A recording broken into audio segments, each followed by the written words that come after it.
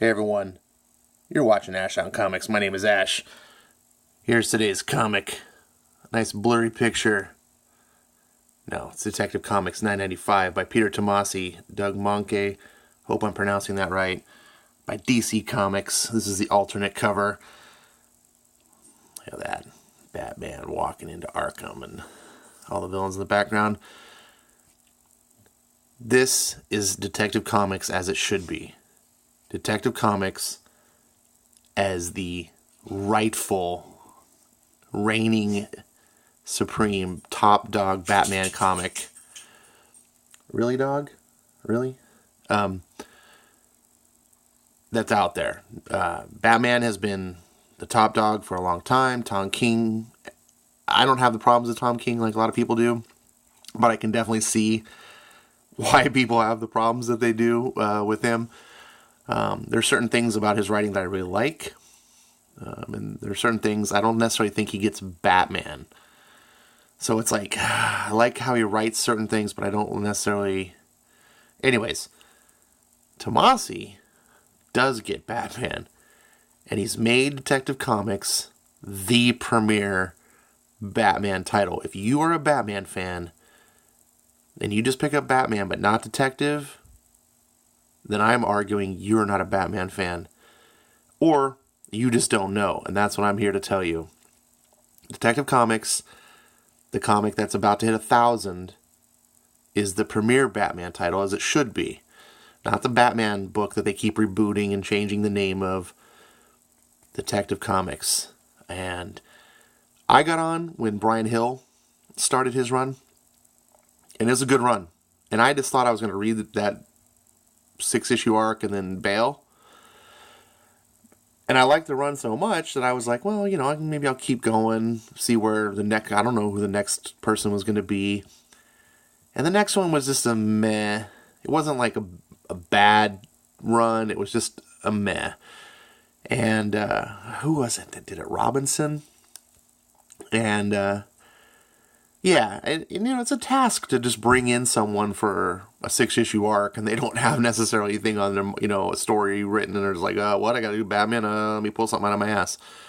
So I don't necessarily fault it too much, and I stayed through it, and there were things about it I liked. And then I heard Tomasi was coming on, and I'm like, yeah, well, I'm staying on this book now. I'm gonna see what he does. I didn't think he was gonna do this good. The first issue, I'm gonna call it the first issue 994, was really good. If you haven't seen my review, please feel free to watch it. Give me some hits. This issue is even better. The first issue was sort of more action-packed. Starts off like, as an action movie, or let's say a Batman movie, you would expect. Just jump right in the action, get you going with some good mystery. This book shifts gears and goes for the drama.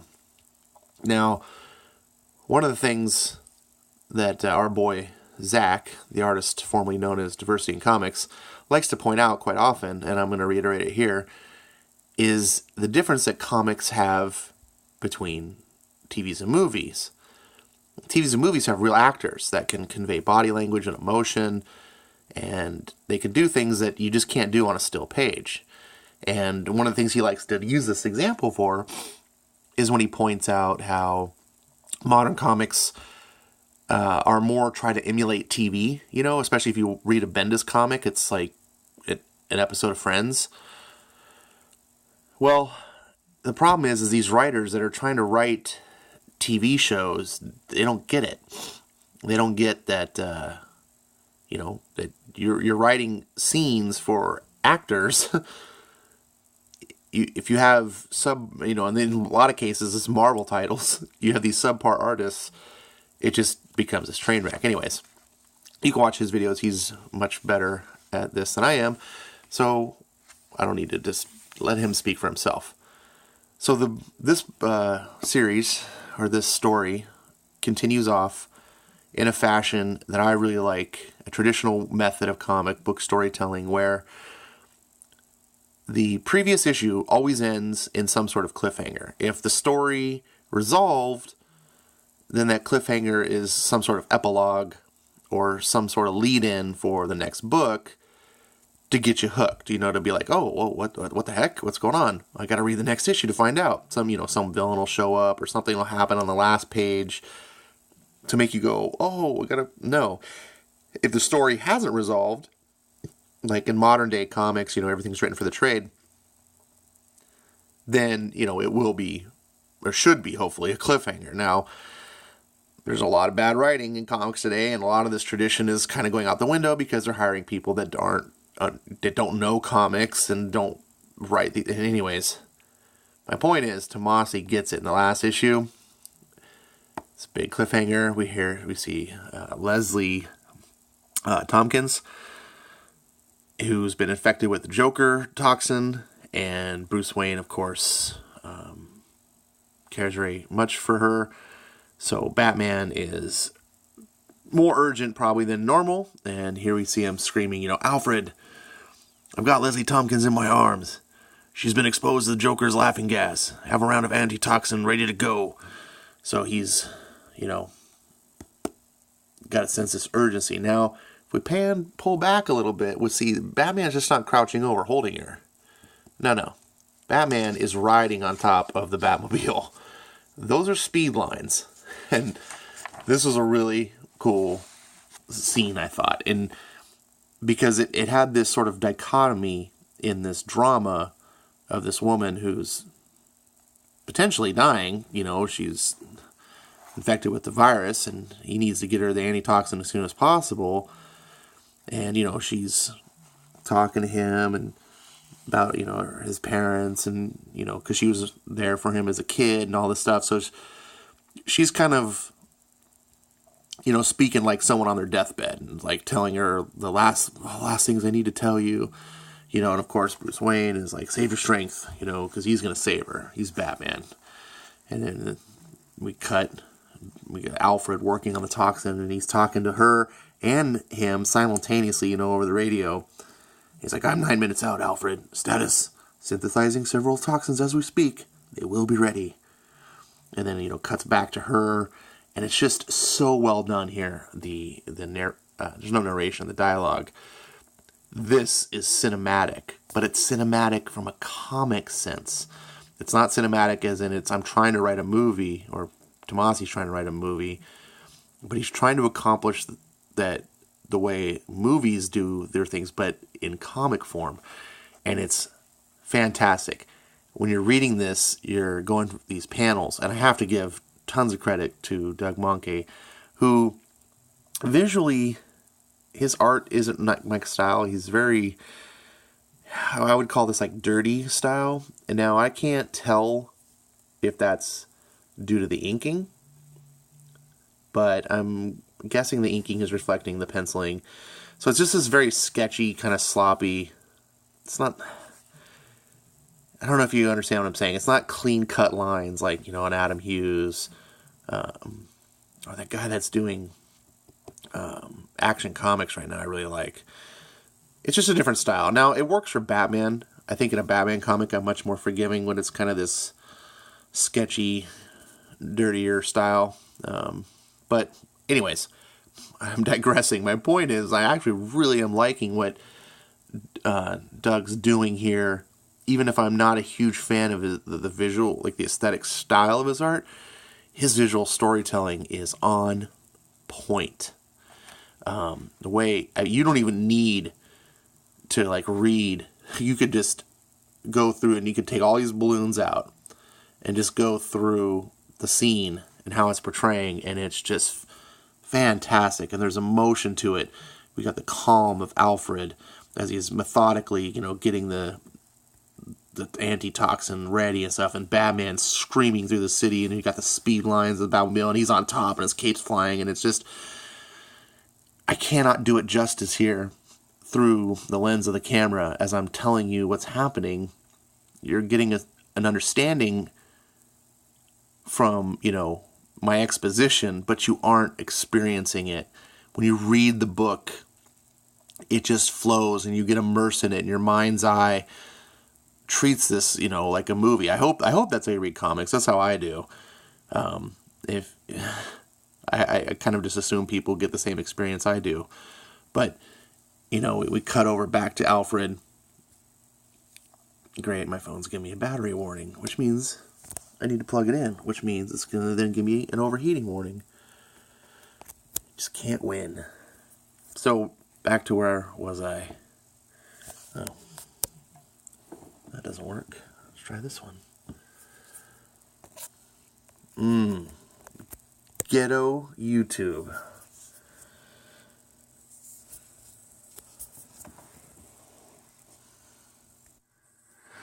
Alright, sorry, unpause here. I had problems with the charging cable. Anyways, so where was I?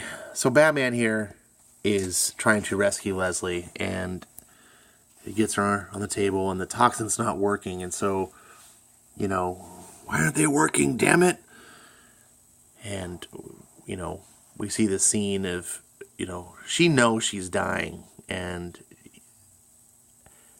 there's something about how Tomasi tells the story through her having to say her last words through the Joker toxin, and she's, laughing and stuff.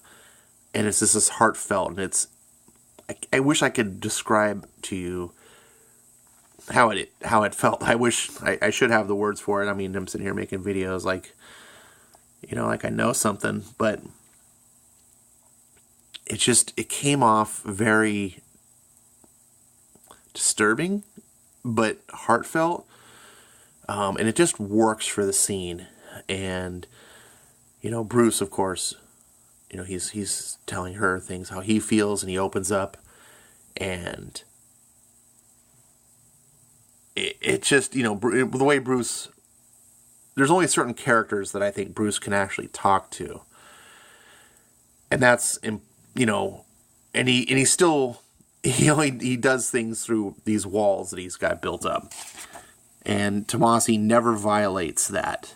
He never turns Bruce into something that he's not, which is kind of the complaints of Tom King. They have, but he allows us, he finds ways to at least touch on that, or let it leak out a little bit in a very believable fashion. So here we have it on the table, and he's like, look after him, I promise, Miss Leslie. And I'm so proud of you, Bruce. Ha ha ha. I'm so proud of... And she dies. Oh yeah, by the way, spoiler alert. If you've watched my videos now, you should know. This is... If you've gotten this far and you have not read this comic, I almost want to say shame on you. I don't want to say shame on anyone that's watching my videos. I appreciate anyone that gives me their time to listen to me, but stop this. Go get this book. Come back, watch my review later, and see what I think about it. See if it matches your opinion. I don't want to. I'm going to ruin this for you. But if you're not going to do that, then I'm not spoiling it. It's not going to change anything. So here we have this scene, and it plays out. No text. And there's another strength that Tomasi's writing. Just lets the visuals play out. And then, charge it up. Sir? Charge it up! And, Bruce is just, not going to let this happen. One of my favorite movies of all time, The Abyss by James Cameron. The director's cut, not the theatrical abomination. If you've seen the theatrical version only, then you have not actually seen the real movie. The director's cut. Anyways, one of my favorite movies of all time, and there's a scene like this, a resuscitation scene that is very emotional and powerful, and this reminds me of that scene a lot. And he's just like, I'm not losing her, clear! And we get this emotional dynamic, and you can feel the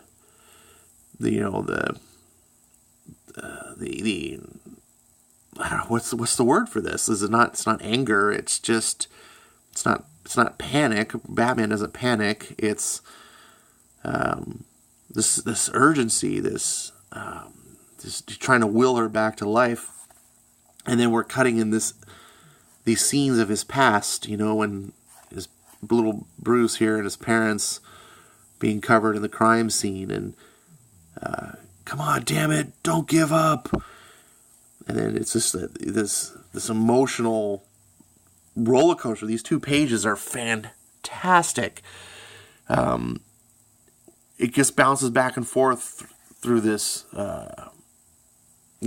Bruce's, I don't know what the word is. I'm so lost for the word, but his sense of urgency.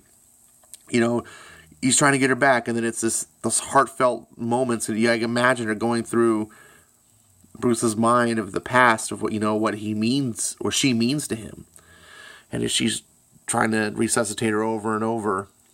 You hear me, Leslie? We still have more work to do. Zap. And we see Bruce helping out in the store, and she's giving him some purpose. She's been sort of a pseudo mother to him. The city needs you. I need you. Claire. And it just, repeats, and it goes on, and it's just, I don't know if you can hear my voice. It's like choking me up just going through it. That's how well this was written and drawn. So, we finally, fight back. Bruce, she's gone, and Alfred has to step in and basically call it. And Bruce is a woman who always ran towards people in trouble, people in need, with open hands and an open heart. I need a minute, Alfred. Of course. And he walks away, and it's silent, and he's just grieving. Then we cut over to Alfred in the kitchen. Looks like he's making a pot of tea. And then, oof, he drops the kettle. We see Alfred's crying. And this got me. It gets me again. He's hunched over the sink. And it's like, oh, ding dong. And it's like, oh, get back. Gather your wits, old boy. Who is it? Voice verified. Commissioner Gordon. What can I help you with, Commish? Except it's not Commish. It's Dark Masked Man with a rapier. To which Alfred is like, oh, a rapier. He just can't. It's the last thing he expected when he opened the door. Who? And we just see, I are you. And then the masked person walks away. We cut back to Bruce looking over Leslie's body, and he's still grieving. His mind, obviously, on the past, and his thoughts just, lost. He's not in the present. And it's like ding ding ding ding ding ding ding ding ding ding ding ding, and finally he kind of like snaps into reality. Like what's ding ding? What's that? Ding ding ding ding, and then he starts running, ding ding ding ding, and just, no, ding ding, and we see Alfred holding the little butler bell. I believe I needed this bell. I heeded this bell much quicker than you. Ding. And I don't know, there was just something the way that I loved how this played out at Bruce's life. It's like, visually, it just clicks. There's no balloons. Just Bruce's shout and Alfred, and we get this. And then finally when he shows up, there's this little funny quip here that adds a little levity to the scene, which I think works perfectly, and it's done with restraint.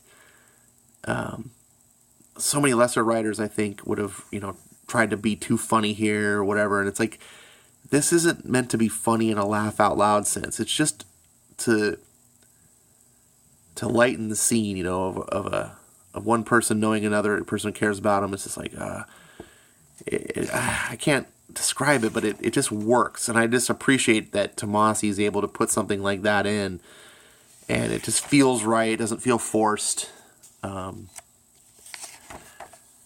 It just feels like something your fictional characters, you want to hear them say cool stuff that's not out of place. So he's talking about how, what happened, and he's got punctured, and, who was it? What was he? He's like, appeared to be Zorro. Bruce is like, what? Oh, so he's like carrying Alfred out, and Alfred wants Damien to do the operation. I'm not sure what the deal with all that is, but anyways, of course, Bruce is like, I'm going out. Batman's got to do what Batman's got to do. So we've cut over to Arkham Asylum. We've got Dr. Arkham clickety-clackety doing something on the computer. And it's lightning, crackoom, and it goes dark. Damn it, how many times are we going to lose? And the lights come back on, and there's Batman. And this is kind of a cliche type of thing, but I just love how it's done here. You could do this over and over. I mean, you read Batman for this sort of stuff, right? Like, I want to see that, you know, even though it's cliche. And he's basically saying, I'm here to do some interviews. I wasn't asking, Dr. Arkham. When you talk like Batman, you always got to do Christian Bale voice. That's my opinion. You got to do Christian Bale voice. Like, I think I'm drawing a blank on the voice actor's name. The guy who did the animated series is like the best Batman voice. And I honestly really like the Batfleck voice that they did with the digital enhancement. I thought it was really, really cool too. But when you imitate, when you're like me and you're just you do bad voices, the best way to do Batman for me is always Christian Bale voice. So here we have this scene where only works in comic books. Like, this is just so not, like, you wouldn't have, like, psychotic inmates in an asylum. Well, first of all, you wouldn't even have an asylum in the real world. Asylums don't exist anymore, but, well, at least not in, like, U.S. But these guys just would not be in these, like, glass cells all facing each other like this. Like, they'd be in their own room, like, but in comic book world, this works. And visually, you know, we get to see, it sets the scene. All we need to know is Batman is here, and he's all out of bubblegum. I'm looking for a little illumination. These guys are just looking at him.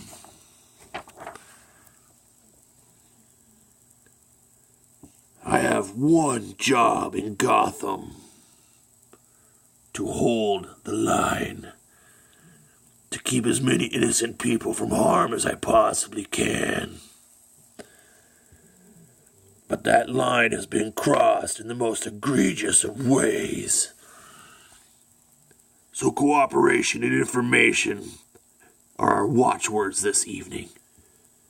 Anything less will be problematic.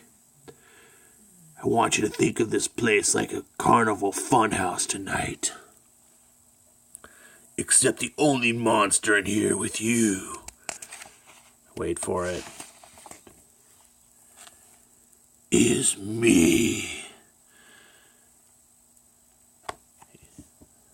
Next, the depths. Come on. This is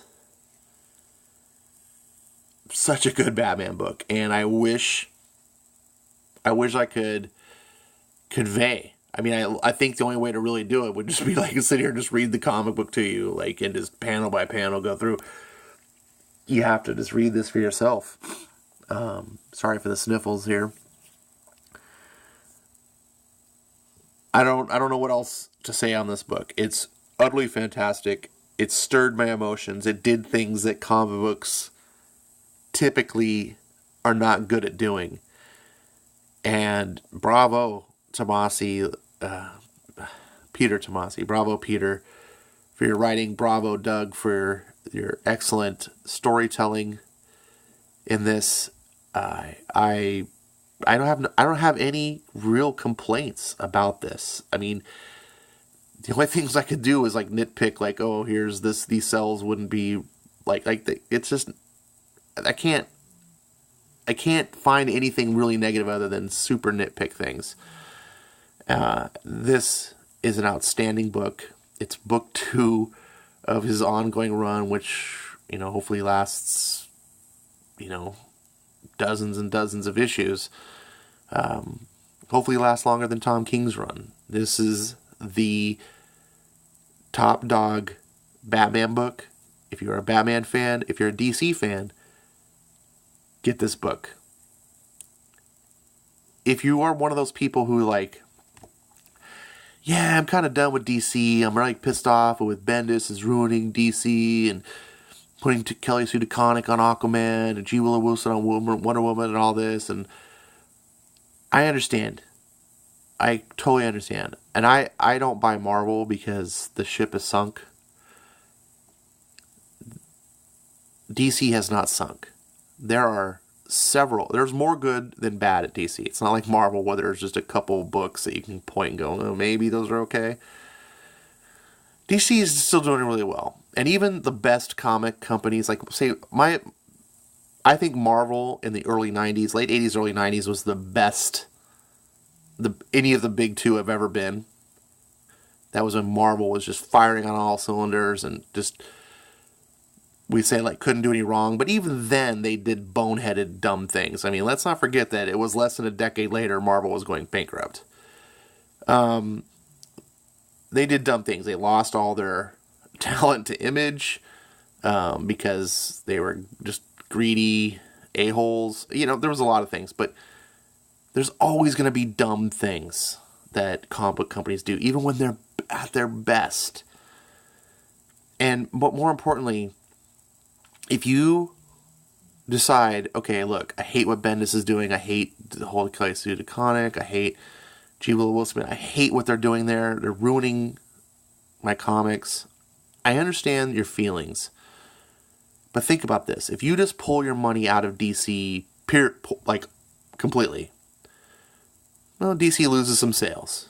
And they try to do whatever they think they're going to do to increase sales, like giving Bendis his own imprint. You know, like, they don't have a way of understanding what those losses mean.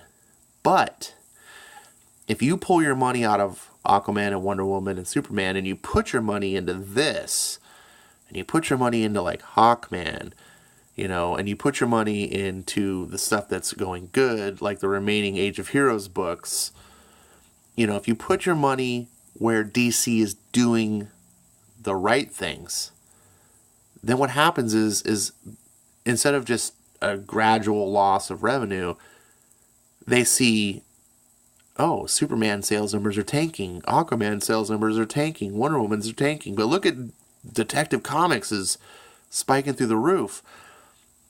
You know, that's what we need DC to see. That's like the whole point of the Move the Needle.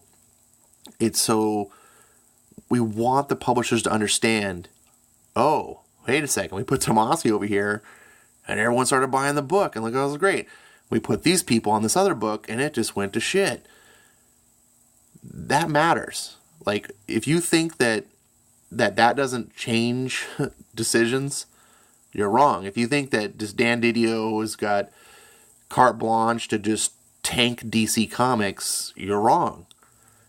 But the suits, you know, that answer to the shareholders have to see real numbers. They have to see things. Like, you can't, if you just pull your numbers, then Dan Didio can paint the picture however he wants.